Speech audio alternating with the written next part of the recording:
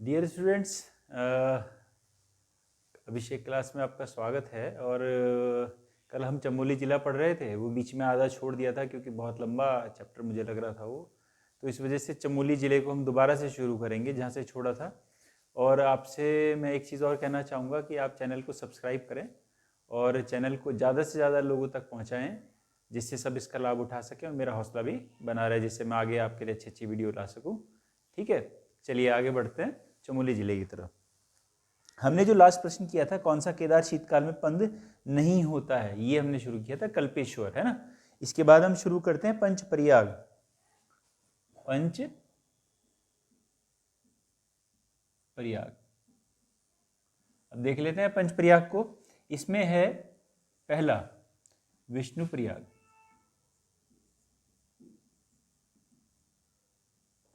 विष्णु प्रयाग। देखिए सब में ना, जितने भी प्रयाग है सब में अलकनंदा नदी जो है कॉमन रहेगी, अलकनंदा प्लस, है ना, पश्चिमी धौली, पश्चिमी धौली गंगा, या इसको विष्णु गंगा भी कहा जाता है, विष्णु गंगा भी। दूसरा आता है हमारा नंद प्रयाग, नंद प्रयाग। नंद प्रयाग में है अलकनंदा प्लस नंदाकिनी नदी। ठीक है। तीसरे नंबर पे आता है हमारा कर्ण प्रयाग। कर्ण प्रयाग में है हमारा अलकनंदा प्लस पिंडर नदी। चौथा हमारा है रुद्रप्रयाग। रुद्रप्रयाग में है अलकनंदा, अलकनंदा के साथ है मंदाकिनी नदी। मंदाकिनी नदी वही नदी है जो केदारनाथ में बाढ़ का कारण बनी थी 2013 में, है ना। पांचवें नंबर पे आता है देवप्रयाग। देवप्रयाग एक ऐसी जगह है, एक तो टिहरी में पड़ती है, रुद्रप्रयाग, रुद्रप्रयाग स्वयं में जिला है, और ये तीनों के तीनों जो हैं ये चमोली में, चमोली जिले में है। ठीक है, ये तीन तो चमोली में हुए, रुद्रप्रयाग में हुआ, ये टिहरी में,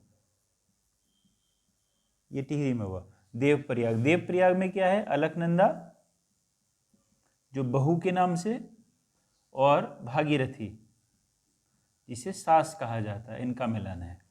ये 5 प्रयाग हैं। पांचों प्रयाग को आप ध्यान से देख लीजिए।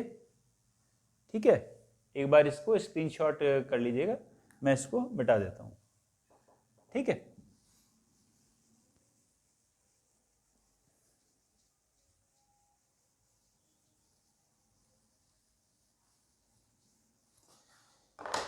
आगे बढ़ते हैं। इसमें लिखा है जय विजय पर्वत कहाँ है। जय विजय पर्वत, पर्वत कहाँ है। जय विजय पर्वत है चमोली, चमोली में विष्णु, विष्णु प्रयाग, विष्णु प्रयाग। ठीक है, इसके बाद आते हैं गोपाल मंदिर। गोपाल मंदिर विष्णु भगवान का है, विष्णु भगवान का है। ये कहाँ पर है, ठीक है, ये कहाँ है, चमोली में है, चमोली। अब देखिए इनको, इसको आसानी से याद रख सकते हो, नंद प्रयाग में। नंद किसको कहते थे, नंद किससे जुड़ा हुआ शब्द है, गोपाल से। ठीक है, आगे बढ़ते हैं। यह है कर्ण मंदिर व नारायण मंदिर समूह। कर्ण मंदिर, कर्ण मंदिर व नारायण मंदिर समूह, नारायण मंदिर समूह कहाँ है तो चमोली में। कहां पर है, कर्ण प्रयाग। अब देखिए कर्ण मंदिर है, कर्ण प्रयाग, कर्ण प्रयाग चमोली, ऐसे याद रखिए। आगे बढ़ेंगे, फिर लिखेंगे, बहुत ही इंपॉर्टेंट है, वसुंधरा प्रपात। वसुंधरा प्रपात कहाँ है, प्रपात कहाँ है, माणा में। माणा कहाँ है, चमोली में। माणा अंतिम गांव कहा जाता है उस चमोली उस घाटी का, है ना। फिर इसके बाद है आपका गढ़वाल और कुमाऊं का ज्यामितीय केंद्र बिंदु, बहुत इंपॉर्टेंट प्रश्न। गढ़वाल और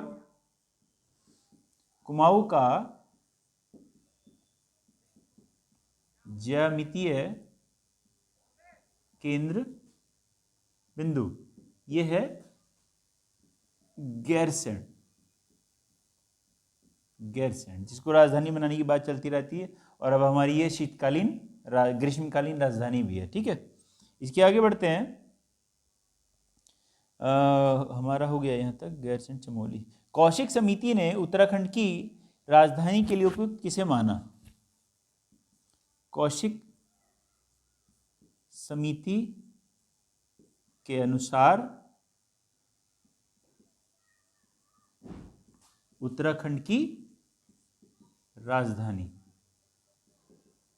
उन्होंने माना था गैरसैंण को, क्योंकि गैरसैंण जो है चारों तरफ से बराबर दूरी पर पड़ रहा था। ठीक है, तो गैरसैंण को माना था। आगे लिखते हैं हम कि कहाँ अमरनाथ की तरह बर्फ का शिवलिंग है?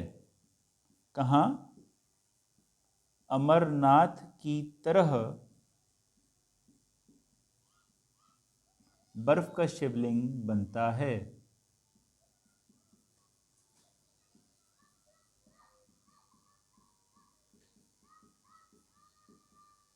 यह है टिम्बरसैंण गुफा, है ना, टिम्बरसैंण।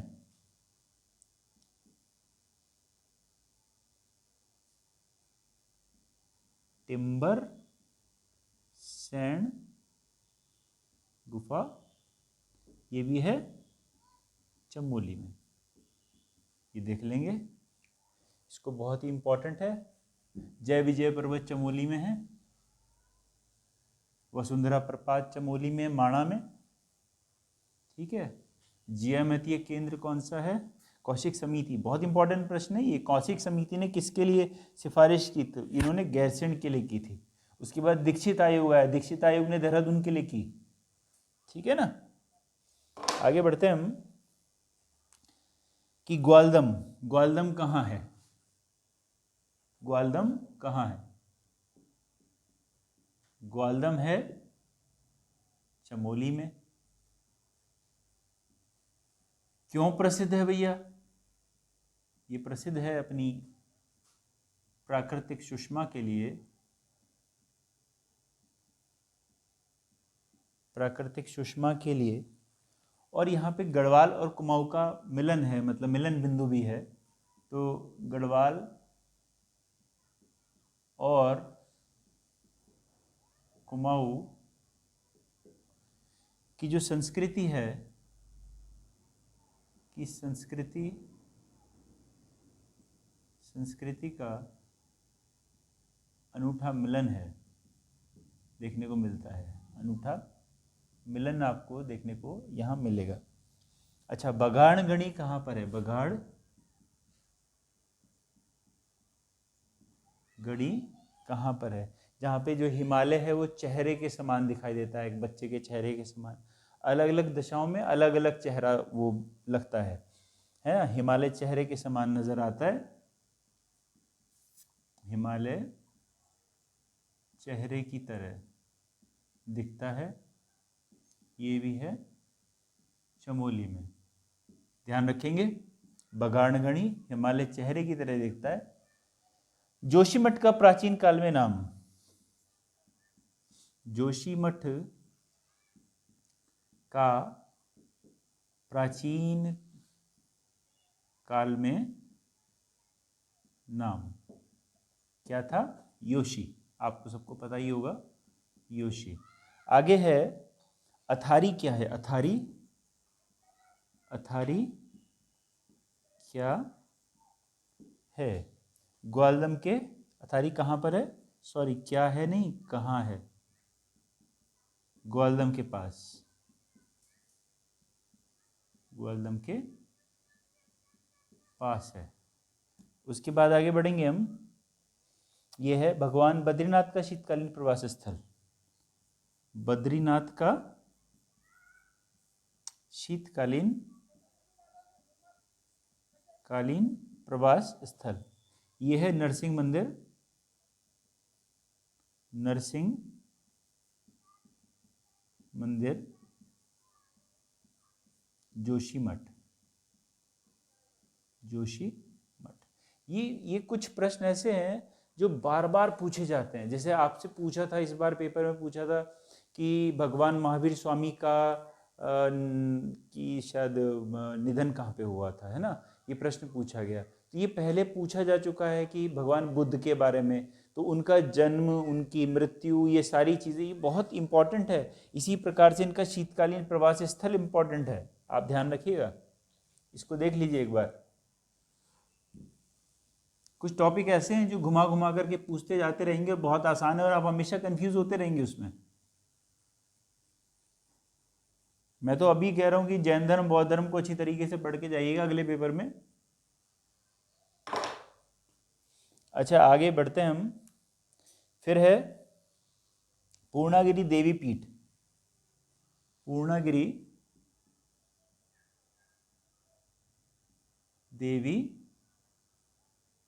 पीठ की स्थापना किसने की? इसकी स्थापना की थी शंकराचार्य। और कहां पर की थी भैया? ये की थी जोशी मठ में, जोशी मठ में। ठीक है, आगे बढ़ेंगे। चमोली स्थित हेमकुंड साहिब कितने पर्वतों से घिरा है? हेमकुंड, सिखों का पवित्र स्थान हेमकुंड साहिब, इसको लक्ष्मण तीर्थ या दंड पुष्करणी तीर्थ भी कहा जाता है ना। कितने पर्वतों से घिरा है? ये लगभग 7 पर्वतों से घिरा है, जिसमें गंधमादन भी एक पर्वत है। आगे लिखते हैं कि हेमगंगा कहाँ से निकलती है? हेमगंगा कहाँ से निकलती है? हेमगंगा कहाँ से निकलती है ये आप आराम से बता सकते हैं, पेपर में अगर आ भी गया तो। हेमकुंड से निकलती है, हेमकुंड, हेमकुंड साहिब से। हेमकुंड साहिब की स्थापना, हेमकुंड साहिब की स्थापना कब की गई? 1930 में की गई। और हेमकुंड साहिब जो है वो गुरु गोविंद सिंह जी की वजह से, है ना, ये प्रसिद्ध है। आगे हम इसको लिखेंगे हेमकुंड का दूसरा नाम, मैंने अभी बोला भी था, हेमकुंड का दूसरा नाम यह है दंड पुष्करणी तीर्थ, दंड पुष्करणी तीर्थ या लोकपाल तीर्थ। लक्ष्मण जी ने भी यहाँ तपस्या की थी, लक्ष्मण जी का भी एकमात्र मंदिर है यहाँ पर। ठीक है, यहाँ हेमकुंड में किस भगवान का मंदिर है? भगवान का मंदिर है, लक्ष्मण जी का है, लक्ष्मण गंगा निकलती है। आगे बढ़ते हैं। रूपकुंड कहाँ है? रूपकुंड है चमोली में, रूपकुंड, जिसको रहस्यमयी ताल भी कहा जाता है, रहस्यमयी ताल भी कहा जाता है। कहाँ पर है? चमोली। नंदराजा यात्रा होती है ना, उसके बीच में एक पड़ाव भी है, ये देख लीजिए इसको ध्यान से।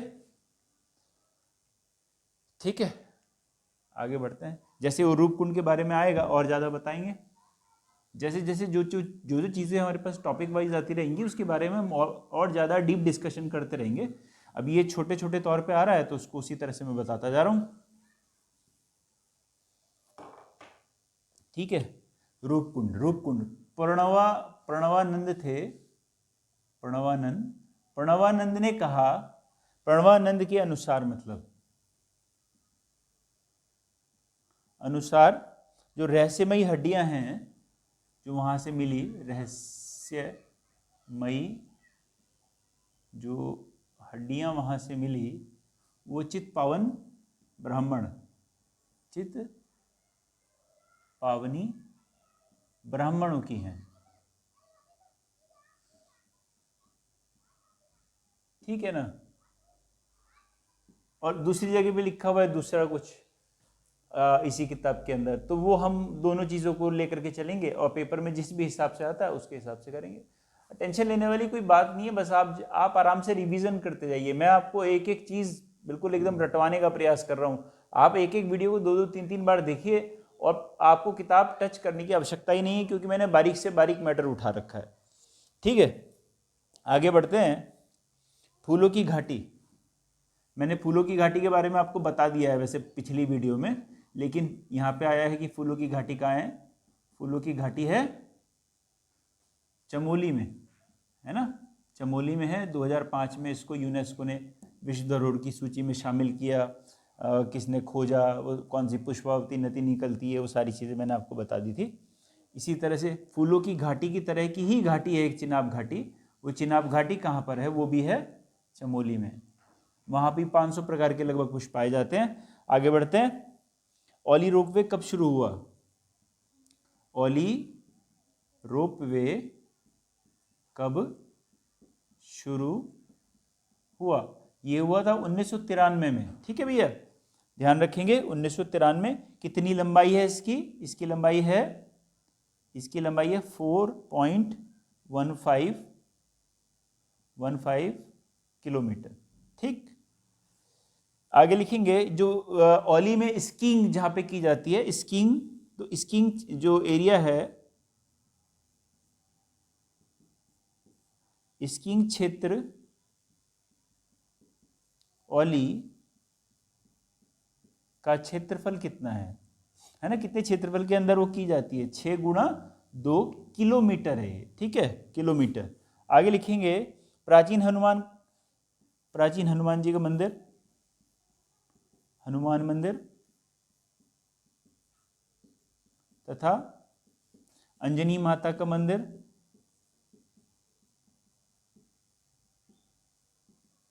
कहाँ है? यह है भैया माणा में। माणा नहीं है भैया, ओली में है, ओली।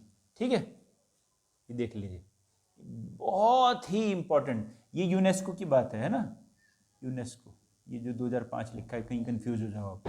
2005 में यूनेस्को ने विश्व धरोहर सूची में शामिल किया था। नंदा देवी को 1988 में किया था। ये याद रखना है आपको बिल्कुल अच्छे तरीके से। आगे बढ़ते हैं, इसमें हम थोड़ा सा रह गया है। ठीक, इसके बाद है नंदा देवी शिखर, कहाँ पर है ना? नंदा देवी शिखर कहाँ पर है? चमोली में। ठीक है, नंदा देवी शिखर भारत का दूसरा सबसे ऊंचा शिखर है, 7817 मीटर। भारत का दूसरा सबसे ऊंचा शिखर। ठीक है, त्रिशूल पर्वत कहाँ पर है भैया? त्रिशूल पर्वत चमोली में है। ठीक है, आगे बढ़ते हैं। माणा को पुराणों में क्या कहा गया? माणा को पुराणों में क्या कहा गया? मणिभद्रपुरी, मणिभद्रपुरी कहा गया। ठीक, अलकनंदा व सरस्वती का संगम, अलकनंदा व सरस्वती का संगम क्या कहलाता है? केशव प्रयाग। केशव प्रयाग, और केशव प्रयाग है। और जो ये सरस्वती नदी है, इसके ऊपर भीम पुल भी बना हुआ है। कहाँ पे बना हुआ है भैया? माणा में। ये भी याद रखना है हमको।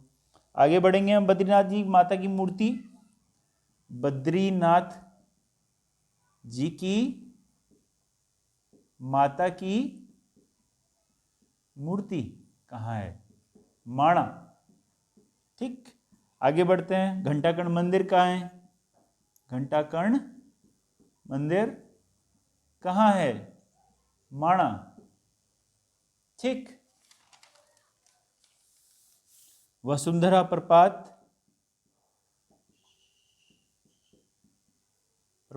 कहाँ है? यह है माणा। ठीक है, देख लीजिए एक बार इसको, या स्क्रीनशॉट ले लीजिए, अगर लिख लिया है तो बहुत अच्छी बात है। इसकी चमोली की जो नंदा देवी शिखर है, इसकी ऊंचाई आप लिख लीजिएगा 7817। उत्तराखंड का सबसे ऊंचा पर्वत शिखर है और भारत का दूसरा सबसे ऊंचा, है ना।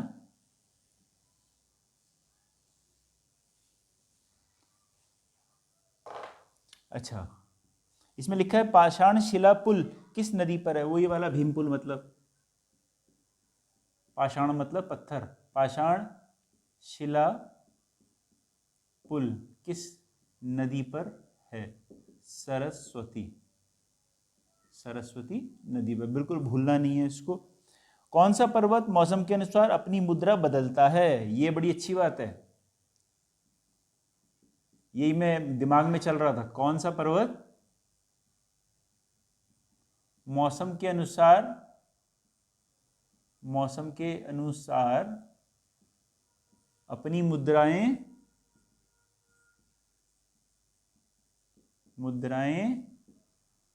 बदलता है? यह है त्रिशूल पर्वत, त्रिशूल पर्वत। और इसकी ऊंचाई लिखिए आप 71-20 मीटर। ठीक है, 71-20 मीटर। चांदपुर गढ़ी, चांदपुर गढ़ी के बारे में एक बात लिख लीजिए। आपने पढ़ा होगा कि 52 गढ़ थे, है ना? 52 गढ़ों में से एक मात्र गढ़ जो बचा है वो चांदपुर गढ़ी है। ठीक,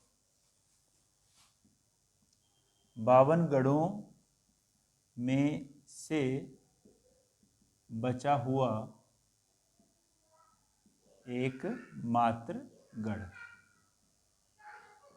ठीक है, तो आज की हमारी जो क्लास थी वो चमोली के बारे में यहीं पे ख़त्म हम करते हैं। और चमोली ज़िला बड़ा इम्पॉर्टेंट है, आप बड़े अच्छे से पढ़िएगा। किताब के अंदर जो भी आपको चाहिए, जो भी सब कुछ, वो मैंने पूरा का पूरा सशब्द यहाँ पे रख दिया है ना? आज के लिए इतना ही, धन्यवाद।